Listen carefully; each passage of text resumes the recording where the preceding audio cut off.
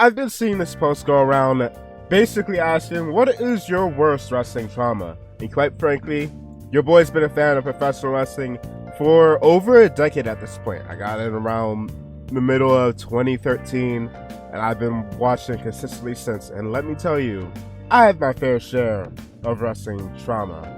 But before we get into that, don't forget, as usual, if you like daily wrestling content, feel free to like, comment, subscribe, because we got that and more. And on top of that, feel free to keep your boy over on the Twitch, Discord, Twitter, and the main YouTube. And let's get into it.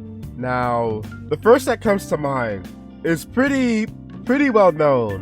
When Kofi Kingston would go on to lose his WWE World Championship to Brock Lesnar. To put it simply, everybody knew what was going to happen, but the fashion that it happened was absolutely disappointing. Made worse, for those that don't even recognize or don't even remember this, they've had a match before where it was still a squash match, but at the very least, Kofi Kingston got a little bit more offense in. I believe the pay-per-view was A Beast in the East, or The Beast in the East, which came in around 2015, was like 5 in the morning EST, and Kofi Kingston and Brock had a back and forth. This is around when the New Day, I believe, were still relatively new. Alas, it was still a squash match, but again, Kofi got some offense, and it went longer than 5 seconds. And another match, ignore that. Your boy is sitting here trying to do some stuff in 2K. Unfortunately, I wasn't able to stream like I wanted to because my Wi-Fi's been down. But hey, feel free to keep your boy over on Twitch if you like some community wrestling content, by the way. Another bit of wrestling trauma for me.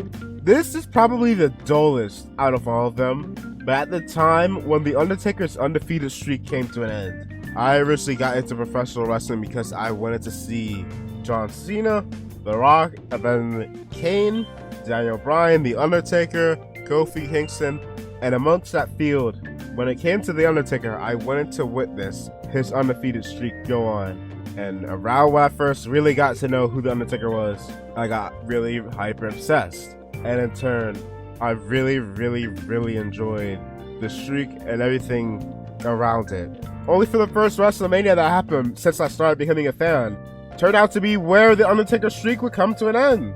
Quite frankly, it left me in such a bummer mood that I could not enjoy the rest of the, well, I say the rest of the show, but I'll be real, I was watching WrestleMania, watching in quotation marks, on this live chat stream that they had, where it was a bot nicknamed after Howard Finkel saying the live results of the show. After the streak came to an end, I just could not be bothered. Not even for Daniel Bryan and him eventually beating Batista and Randy Orton for the world title. I just could not care at the moment.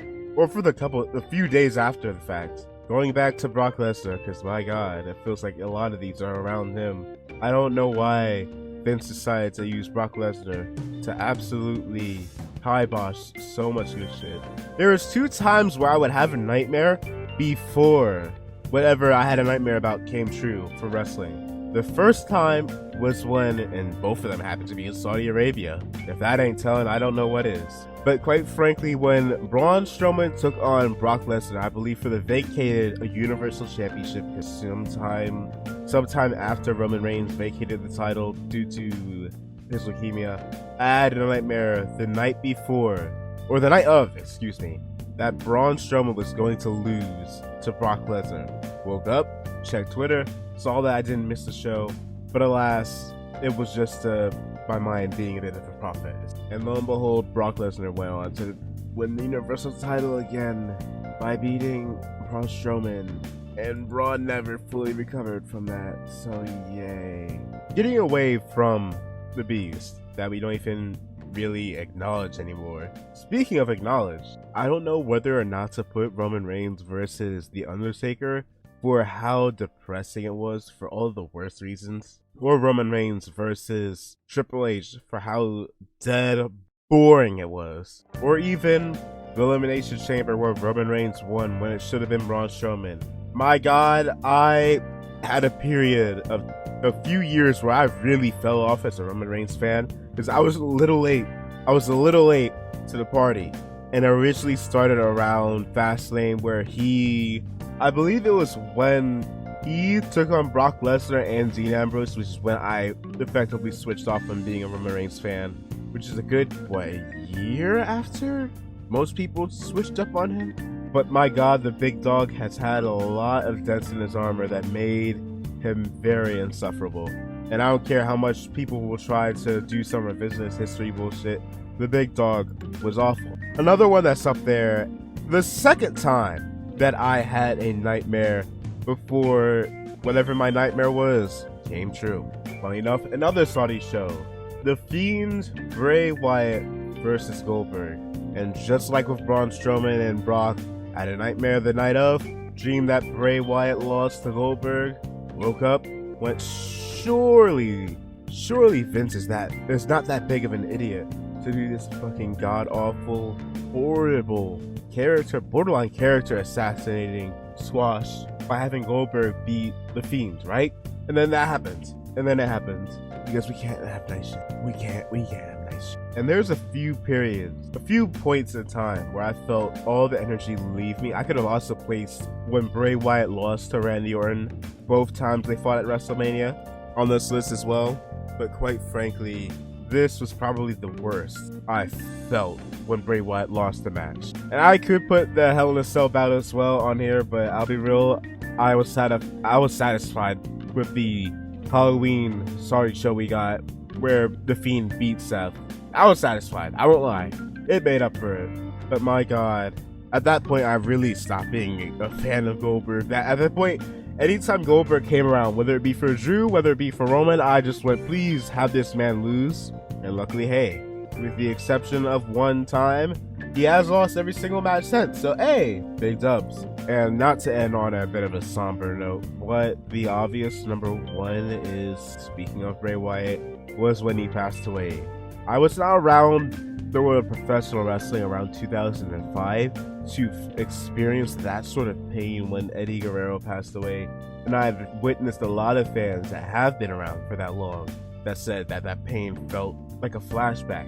At that point for last year, when Bray did pass away, that was a bit of, to take some words from Dusty Rhodes, some hard times for your boy. Mentally, that was not an enjoyable experience at all, especially considering that Bray Wyatt has proven to be a bit of an inspiration for me, which I can go into depth another time. But quite frankly, when Bray Wyatt passed away, it legit just kind of shot my vibe down. It just did more than shot a vibe down. It legit just kind of left me feeling even more mentally in the red for like a good 4 weeks to a month plus. I was legit just really down. Not helped by other things that were happening in my personal life. But quite frankly, if there was one thing I can't even speak. You know I'm not even gonna cut this out.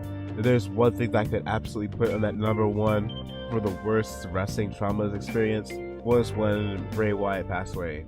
For me, that was my Eddie Guerrero. For me, that was my person I looked up to that struck a massive chord when he passed. But yeah, that was 5 wrestling moments that left your boy traumatized. Feel free to let me know what some of your wrestling traumas are in the comments below.